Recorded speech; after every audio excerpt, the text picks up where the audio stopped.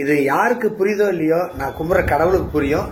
இங்க குத்தலாமா, இங்க குத்தலாமா, அங்க குத்தலாமா. நான் எங்கேயாவது சின்ன தப்பு பண்ணிடக்கூடாது. இதனால நான் யாரை பத்தியும் யாருடைய பேச்சுக்கும் எதுவும் பெருசா ரெஸ்பான்ஸ் பண்ணல. நடிகர் தாடி பாலாஜி தளபதி விஜயோட அரசியல் பயணத்தை கொண்டாடுற விதமாகவும், மேலும் விஜய் மேல வச்சிருக்கிற அன்பு மற்றும் மரியாதை காரணமாகவும் தளபதி விஜயோட முகத்தை தாடி பாலாஜி அவரோட நெஞ்சில பச்சை குத்தி இருந்தாரு. தாடி பாலாஜியோட இந்த செயல் பலரையுமே வியப்புல ஆழ்த்துச்சுன்னு தான் சொல்லணும். தமிழக வெற்றி கழகம் கட்சியில தாடி பாலாஜிக்கு கண்டிப்பா முக்கிய பொறுப்பு கொடுக்கப்படும்னு எதிர்பார்க்கப்பட்டுச்சு. ஆனா அவருக்கு எந்த ஒரு பெரிய பொறுப்பும் வழங்கப்படல. சமீபத்துல விசிகே கட்சியில இருந்து விலகி டிவிகே கட்சியில இணைஞ்ச ஆதவ் அர்ஜுனாக்கு தேர்தல் பிரச்சார மேலாண்மை பொதுச் செயலாளர் பதவி வழங்கப்பட்டுச்சு. அப்ப பலருமே தாடி பாலாஜி அவசரப்பட்டு பச்சை குத்திட்டாரு, அவர் கட்சி பொறுப்பு கிடைக்கும்னு எதிர்பார்த்தாரு, இப்படி ஏமாந்துட்டாருன்னு சொல்லிட்டு வந்தாங்க. இந்த செய்தியை தொடர்ந்து எரியிற நெருப்புல எண்ணெயை ஊத்துற விதமா ஆதவ் அர்ஜுனாக்கு பொறுப்பு வழங்கப்பட்டதையும் தாடி பாலாஜி பச்சை குத்துனதையும் இணைச்சு வைரலான மீம தாடி பாலாஜி அவரோட வாட்ஸ்அப்ல ஷேர் பண்ணியிருந்தாரு. இதனால இந்த விஷயம் இன்னுமே பேசுபொருளா மாறுச்சு. இந்த நிலையில தாடி பாலாஜியே இப்போ இதுக்கு விளக்கம் அளிச்சிருக்காரு.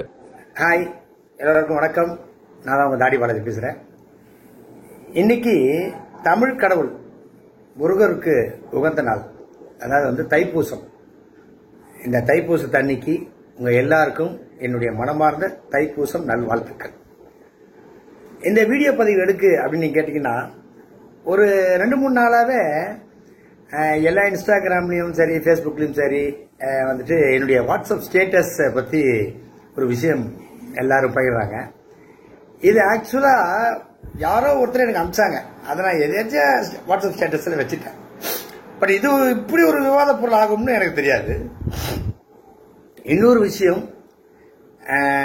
இன்னைக்கும் சரி, நான் அன்னைக்கு முதல்ல என்னுடைய நண்பரும் தலைவருமான மரியாதைக்குரிய விஜய் சார் அவர்களை கட்சி ஆரம்பிக்கும் போது நான் என்ன சொல்லியிருந்தேன்னா, ஒர்க் பண்ணும் போதே எனக்கு ஒரு நண்பரா அவருக்கு நான் ஒர்க் பண்ணிக்கிட்டு இருக்கேன், அவர் நல்லபடியா வரணும், அந்த கட்சி நல்லபடியா வளரணும் அப்படின்னு சொல்லிட்டு, பதவி எதிர்பார்த்தோ இல்ல எனக்கு ஒரு அங்கீகாரம் கிடைக்குமோன்னோ நான் ஒர்க் பண்ணல. நான் முழுக்க மனதார இன்னைக்கு தைப்பூச திருநாள், அதுவும் ஓப்பனா நான் சொல்றேன், இது யாருக்கு புரியுதோ இல்லையோ, நான் கும்புற கடவுளுக்கு புரியும்.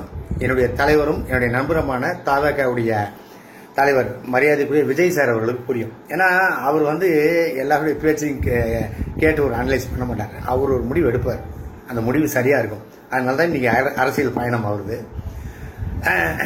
இதுல ஒரு விஷயம் என்னன்னா, இதை ஒரு விவாத பொருளாக்கி நிறைய பேர் பேசுறாங்க.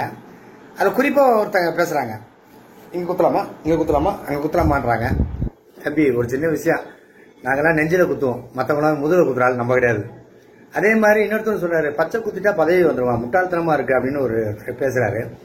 அவருக்கு நான் பர்சனலா போன் பண்ணி சொன்னா, சார் பச்சை குத்துற எனக்கு பதவி வருமா சார் அப்படின்னு அவரை கேட்டேன்னா, ஒரு விஷயம், ஒருத்தரை பத்தி என்னன்னு தெரியாமையே நீங்களாம் பேசுறீங்க தெரியுமா, இதே முதல்ல தவறு. என்னை பத்தி உங்களுக்கு என்ன முழுமையா தெரியும்? இப்ப பேசின அத்தனை பேரை பத்தி எனக்கு தெரியாது, யாரையுமே நான் உரிமையில பேசவே இல்லை. இத நான் ஆரம்பத்திலிருந்தே பண்ற ஒரு விஷயம். அதை தாண்டி என்னுடைய தலைவரும் நண்பருமான விஜய் சார் இதுதான், யாரையுமே இது வரைக்கும் உரிமையில பேசுறதே கிடையாது. அவர் நடிகராக இருக்கும்போதும் சரி, இப்ப தலைவராக இருக்கும்போதும் சரி, வார்த்தைகள் ரொம்ப கவனமா இருப்பார். நான் எங்கேயாவது சின்ன தப்பு பண்ணிடக்கூடாது, இதனால விஜய் சாருக்கு ஏதாவது தவறாயிடும்னு பார்த்து எல்லா விஷயமும் பண்றேன். இன்னொருத்தர் சொல்றாரு, நெஞ்சில பச்சை கொடுத்திருக்காரு, அவர் வீட்டுல அவங்களோட இருக்கும்போது அது அருவருப்பா இருக்காதா அப்படின்றாரு. ஃபர்ஸ்ட் ஆஃப் ஆல், அவர் ஒரு பெரிய மனுஷன், ஒரு இன்டர்வியூலயோ ஒரு சபையிலோ எப்படி பேசணும் அப்படின்றது என்னை விட அவருக்கு நல்லாவே தெரியும். இன்னொன்னு, இந்த வீடியோ மூலியமா அவருக்கு நான் சொல்லிக்கிறேன்னா, உங்க மேல பெரிய ரெஸ்பெக்ட் வச்சிருக்கேன். அதுமாதிரி நீங்களும் மற்றவங்களை இந்த உரிமையில பேசுறது, அதை தாண்டி ஒருத்தரை பத்தி தெரியாம நிறைய விஷயம் பேசுறீங்க. ஆனால் எனக்கு உங்களெல்லாம் ரொம்ப பிடிக்கும், அது ஃபர்ஸ்ட் நீங்க மைண்ட்ல வச்சுங்க. ஒண்ணு, இப்ப ஒரு புற்றுப்புள்ளி வைக்கிறேன். நான் முதல்ல சொன்ன மாதிரி, தாவேக்கால எனக்கு பொறுப்பு கொடுப்பாங்கன்னா, இல்ல எனக்கு ஒரு பதவி கிடைக்கும்னா நான் ஒர்க் பண்ணல. இப்போ வரைக்கும், இந்த நிமிஷம் வரைக்கும் ஒர்க் பண்ணிக்கிட்டு இருக்க ரீசன்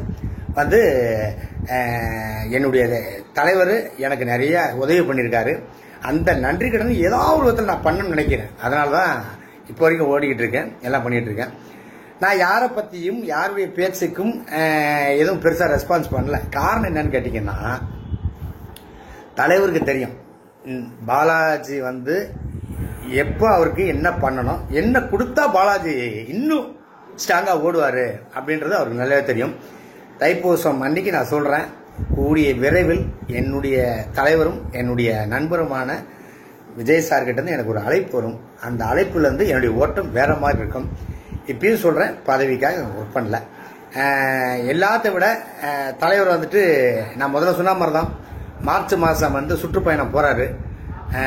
அதுக்கு உறுதுணையாக வந்துட்டு ஒர்க் பண்ணிட்டு இருக்கிற மரியாதைக்குரிய ஆதவர்ஜுனா அவர்களுக்கும் பொதுச் செயலாளர் புஷி ஆனந்த் அவர்களுக்கும் என்னுடைய தலைவருக்கும் வந்துட்டு முதல் வாழ்த்துக்கள். இந்த சுற்றுப்பயணம் உங்களுக்கு ஒரு பெரிய சேஞ்ச் ஒரு கொடுக்கும். நிறைய தாக்கத்தை ஏற்படுத்தியிருக்கு. உங்களுடைய கட்சியில் ஒரு தொண்டனா பயணிக்கிறதும் சந்தோஷம் எனக்கு.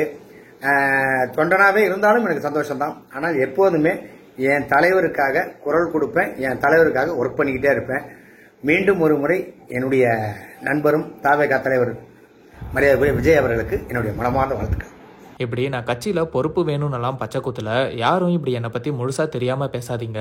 நான் அந்த ஸ்டேட்டஸ் சும்மா தான் வச்சேன். தளபதிக்கு என்னை பற்றி தெரியும், என்றைக்குமே அவருக்கு நான் தொண்டனாக தான் இருப்பேன் அப்படின்னு சர்ச்சை எல்லாத்துக்குமே தாடி பாலாஜியே இந்த வீடியோ மூலமாக முற்றுப்புள்ளி வச்சிருக்காரு. தாடி பாலாஜியோட இந்த பதிலை பற்றி நீங்கள் என்ன நினைக்கிறீங்க அப்படிங்கிறத கமெண்ட்ல சொல்லுங்கள். அண்ட் இந்த மாதிரி சினிமா, சீரியல்ஸ் அண்ட் ட்ரெண்டிங்கான அப்டேட்ஸை பற்றி தெரிஞ்சுக்க நம்ம ட்ரெண்டாக் சேனலை சப்ஸ்கிரைப் பண்ணுங்கள்.